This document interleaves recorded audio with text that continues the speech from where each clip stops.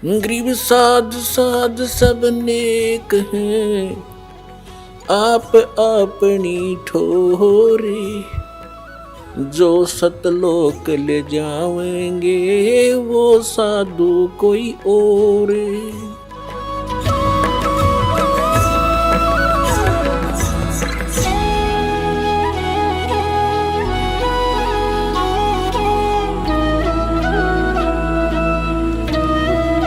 ये मैं कोई डूम बाट नहीं, कोई मंगनियां खड़ियां नहीं, एक मैंने रोजी रोटी ना मिल रही थी। इस दास ने इस परमात्मा के प्रोसेस को, इसके सारे ज्ञान को बहुत गहराई से समझा है और तब इसके ऊपर कदम रखा है।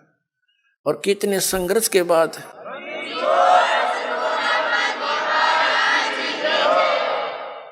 ये दास जूनियर इंजीनियर सिविल हरियाणा में नौकरी करता था, इरिगेशन डिपार्टमेंट। जब से ये ज्ञान हुआ, एक नारी तड़प बनी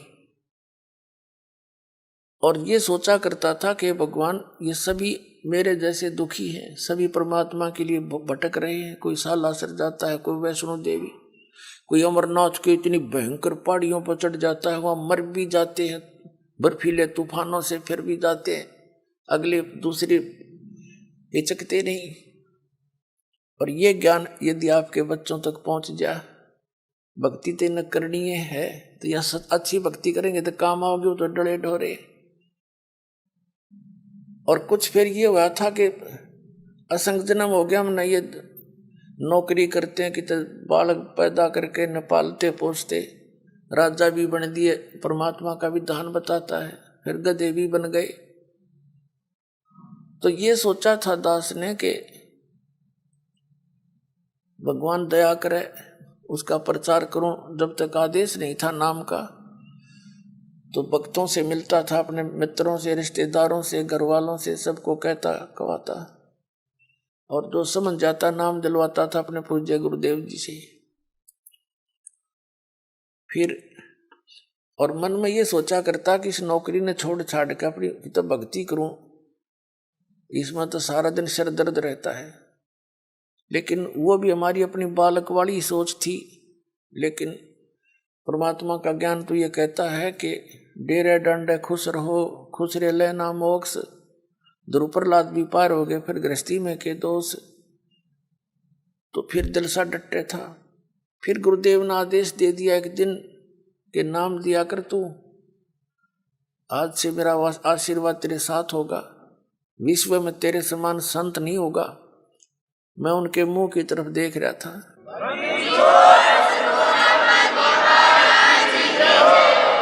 क्योंकि अपनी औकात से जीव खूब परिचित होता है, मानने चाहे ना मानने।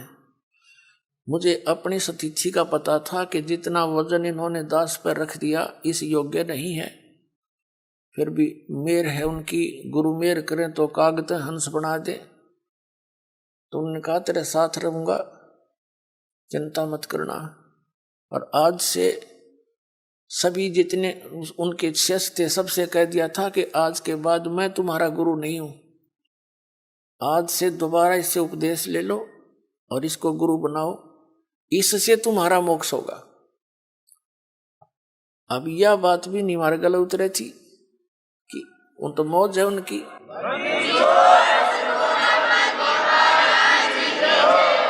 कहने का भाव यह था कि उन्होंने अपना वजन तार दिया।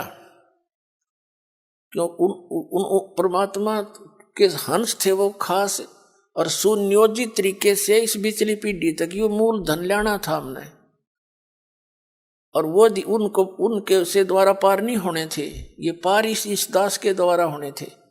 इसलिए उन्होंने अपना पल्ला झाड़ दिया और अपना वजन कति खत्म कर दिया। मैं तुम्हारा गुरु नहीं हूं, अब ये है वो गुरु जिसकी तुम्हें आवश्यकता है। छुड़ानी के अंदर उन्होंने स्पेशल ब्लॉक सबको सामने कह दिया था। तो बुद्धिमान व्यक्ति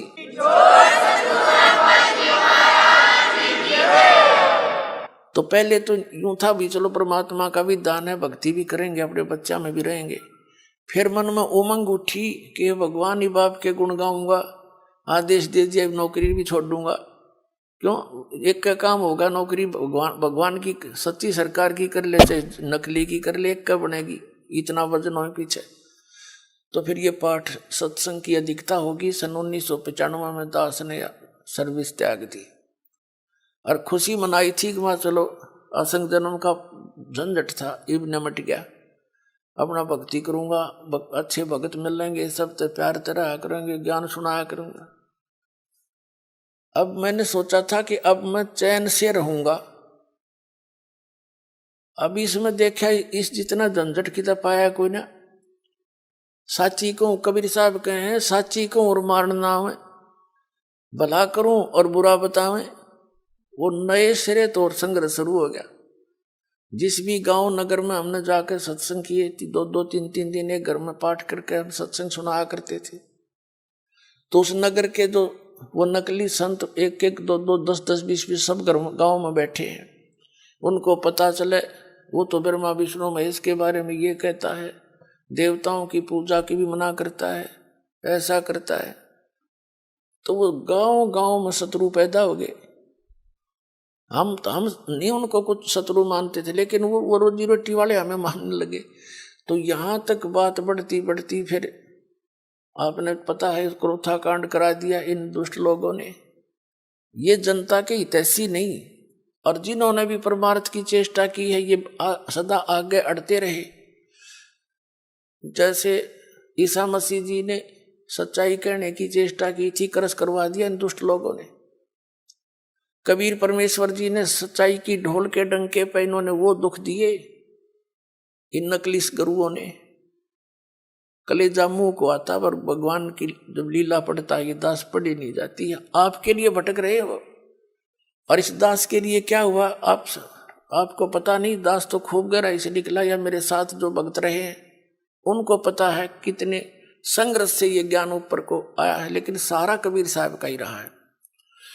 तो दास ने ये सोचा था कि इसमें चैन से रहूंगा, इस जितना दुख तक इतना भी ना पाया, लेकिन अब ये दुख एक बार दास ने हो लिया।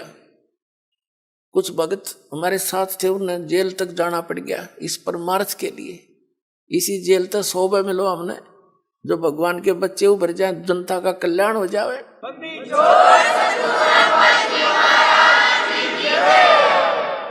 तो उस दिन से लेकर आज तक वो संघर्ष जारी है।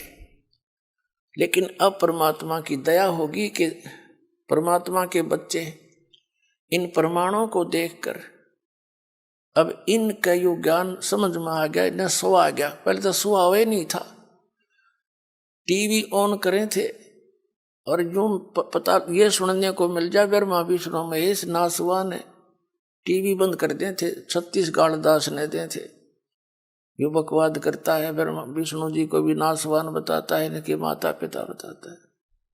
मैं तो पढ़ के सुनाता हूँ, बताता नहीं।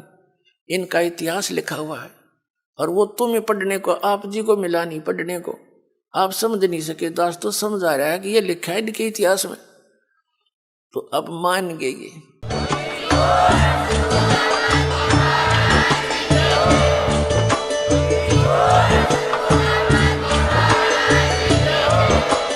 आप सुन रहे थे जगत गुरु तत्वदर्शी संत रामपाल जी महाराज जी के मंगल प्रवचन। अधिक जानकारी के लिए विजिट कीजिए हमारी वेबसाइट www.jagatgururampalji.org। संत रामपाल जी महाराज जी के शुभ आशीर्वाद से पूरे विश्व भर में 500 से भी ज्यादा नाम दीक्षा केंद्र हैं, जिन पर संत रामपाल जी महाराज जी द्वारा ऑनलाइन निशुल्क नाम दीक्षा दी जा रही है। अपने नजदीकी नाम दीक्षा केंद्र का पता करने के लिए संपर्क करें 8222880541।